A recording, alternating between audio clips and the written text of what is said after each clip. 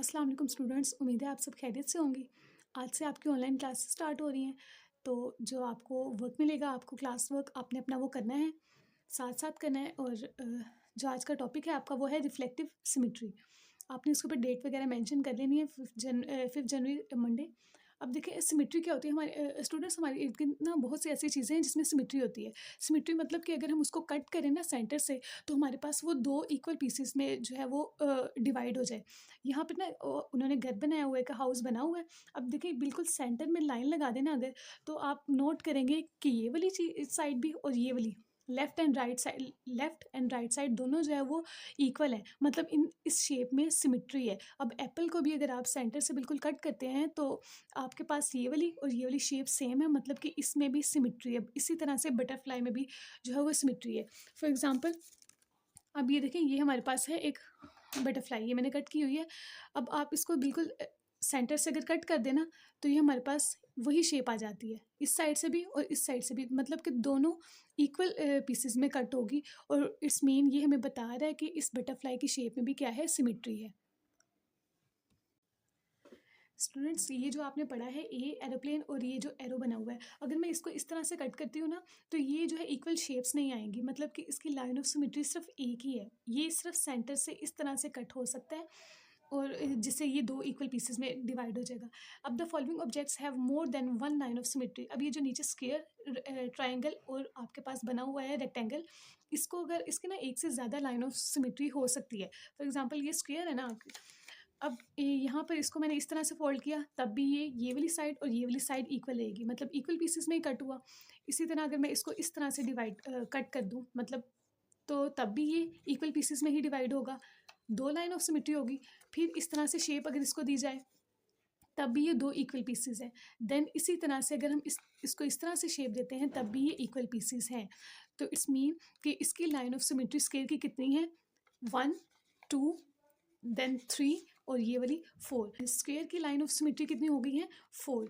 अब ट्रायंगल को भी अगर आप जब फोल्ड करते हैं ना, मतलब इसको यहाँ से ऐसे कट कर दें, इसको इस तरह से और इसको इस तरह से, तो इसकी लाइन ऑफ सिमेट्री हमारे पास 3 बनती है।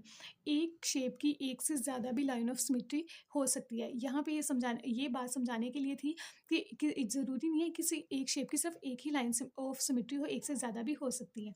जो लाइन कट करती है किसी भी चीज़ को 2 इक्वल पीसेस में, उसको हम कहते हैं लाइन ऑफ सिमेट्री। स्टूडेंट्स, अब आप जो है, हम चलते हैं एक्सरसाइज 3 की तरफ। आपकी जो एक्सरसाइज 3 है, उसके ऊपर मेंशन कर लें डेट एंड डे। आपका जो क्लास वर्क है वो ये है, draw the line of symmetry in the following figures. आपने इसके अंदर ना लाइन ऑफ सिमेट्री ड्रा करनी है।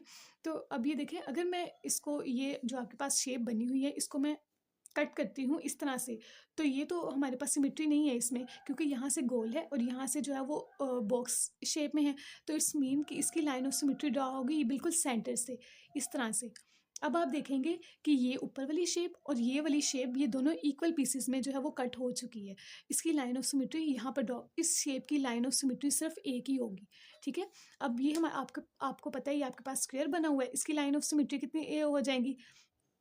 ये देखें, बिल्कुल मैंने अभी जो आपको ये पिक्चर में शो किया था, ये शेप में इस तरह से, तो इसकी लाइन ऑफ सिमेट्री होंगी 4। ठीक है, आपने इस तरह से इसको ड्रॉ कर लेना है स्केल के साथ।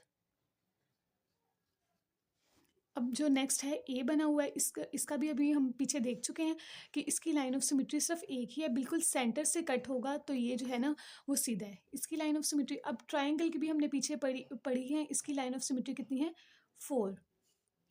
इस तरह से तीनों कॉर्नर से आपने इसकी लाइन ऑफ सिमेट्री ड्रॉ कर देनी है।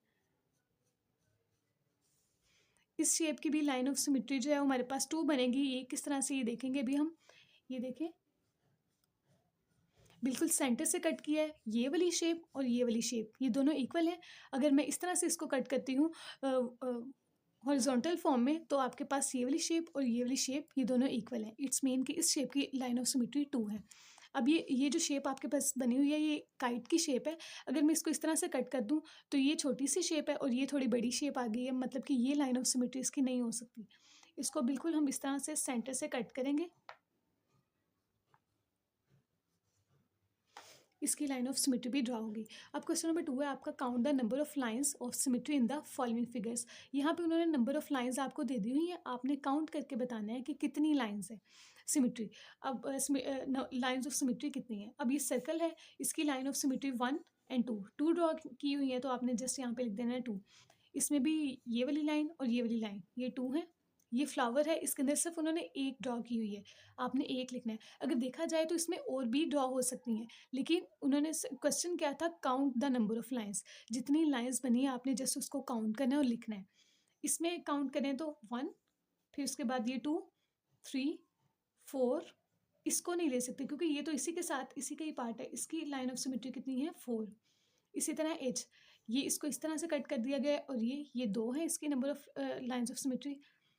अब इसकी देखी जाए, ये 1, 2, 3, यहाँ से यहाँ तक 1 आ रही है, फिर 2 है, 3, 4, 5।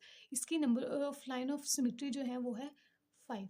स्टूडेंट्स, आप आज का आपका काम जो है वो यही था। रिफ्लेक्टिव सिमेट्री के बारे में पढ़ा है हमने, लाइन ऑफ सिमेट्री के बारे में पढ़ा है। सिमेट्री क्या होती है, जो किसी भी चीज़ को 2 इक्वल पीसेस में कट कर, किसी भी चीज़ को अगर हम कट करें तो वो 2 इक्वल पार्ट्स में डिवाइड हो जाए, तो हम ये कह सकते हैं कि उसमें सिमेट्री है, ठीक है। और लाइन ऑफ सिमेट्री क्या होती है, जो लाइन कट कर रही है ना उसको हम लाइन ऑफ सिमेट्री कहते हैं। हमने यही सारा कुछ डिस्कस किया है। उम्मीद है आप सबको समझ आ गई होगी और आप जो है वो अपना काम मुकम्मल करेंगे। ओके स्टूडेंट्स, अल्लाह हाफिज़।